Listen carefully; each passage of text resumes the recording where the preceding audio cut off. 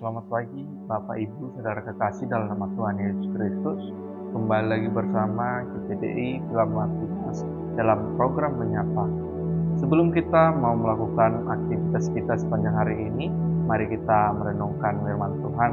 Firman Tuhan yang saya ambil dalam Keluaran 16 ayat yang kedua sampai ketiga. Bunyi firman Tuhan demikian. Di padang gurun itu bersungut-sungutlah segenap jemaah Israel kepada Musa dan Harun dan berkata kepada mereka, kalau kami mati tadinya di tanah Mesir oleh tangan Tuhan, ketika kami duduk menghadapi kuali berisi daging dan makan roti sampai kenyang, sebab kamu membawa kami keluar ke padang gurun ini untuk membunuh seluruh jemaah ini dengan kelaparan." Ayat ini menceritakan peristiwa tentang konflik antara orang Israel dengan Musa dan Harun. Bagaimana mereka ketika diperhadapkan dengan kelaparan, mereka bersungut-sungut akan hal itu.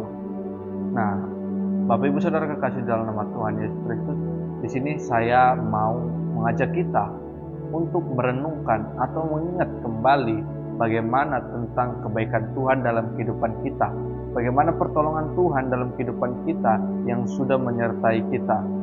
Kalau kita mundur di Keluaran pasal yang sebelumnya, ini adalah menceritakan kisah tentang bagaimana orang Israel yang Tuhan pimpin untuk keluar dari tanah Mesir menuju tanah perjanjian, yaitu tanah Kanaan. Sebelumnya mereka sudah melihat atau menyaksikan secara langsung bagaimana mujizat Tuhan nyata di tengah-tengah mereka. Mereka melihat bahwa perbuatan Tuhan yang luar biasa, yaitu 10 tulah yang diturunkan untuk orang Mesir. Bahwasanya mujizat-mujizat ini sangat begitu luar biasa, dan tidak hanya berhenti sampai saat itu saja. Ketika mereka keluar dari tanah Mesir, dalam perjalanan mereka menghadapi yaitu kehausan dengan kekeringan. Mereka menghadapi kehausan itu bukan hanya karena semata-mata tidak adanya air, tapi Tuhan ingin melihat kesungguh-sungguhan mereka dalam mengiring Allah itu sendiri. Di mana di pasal yang ke-16, ketika mereka sedang ada di Marah, mereka mengalami kekeringan dengan kehausan. Maka di situ mereka meminta kepada Tuhan agar Tuhan memberikan mereka minum.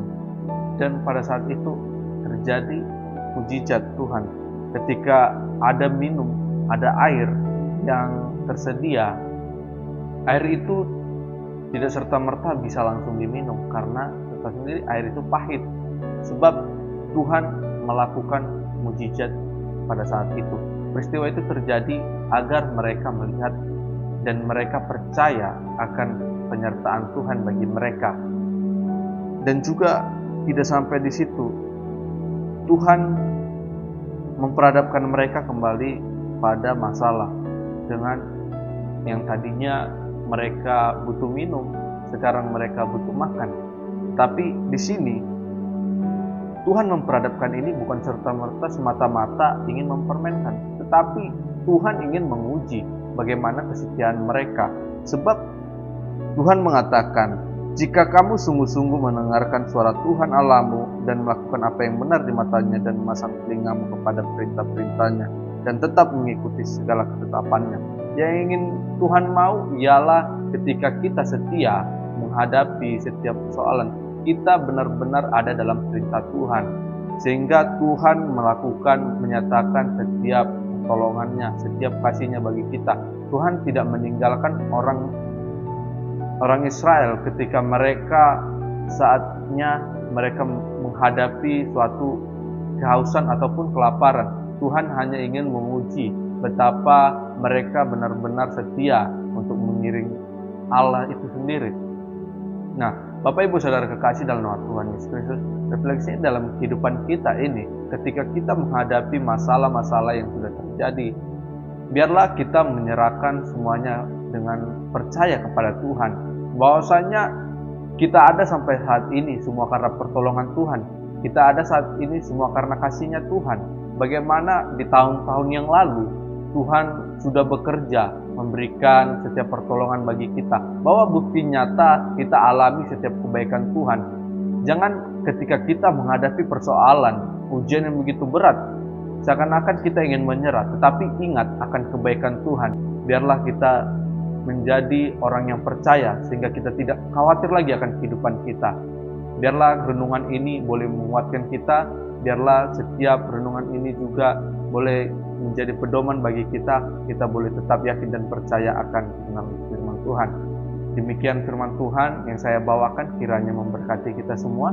Terima kasih Bapa yang baik, terima kasih Tuhan Yesus Kristus akan setiap firman-Mu yang sudah Tuhan berikan bagi kami. Biarlah Tuhan setiap bunyi firman-Mu mengingatkan kami kembali akan pertolongan Tuhan yang baik bagi kami, supaya kami tetap yakin dan percaya kami mau serahkan kehidupan kami ke dalam tangan-Mu. Biarlah Tuhan terus yang menopang, menjagai kami, Tuhan melindungi sertai kami. Terpuji nama Bapa yang baik, kami alaskan doa kami dalam nama Tuhan Yesus Kristus. Haleluya. Amin.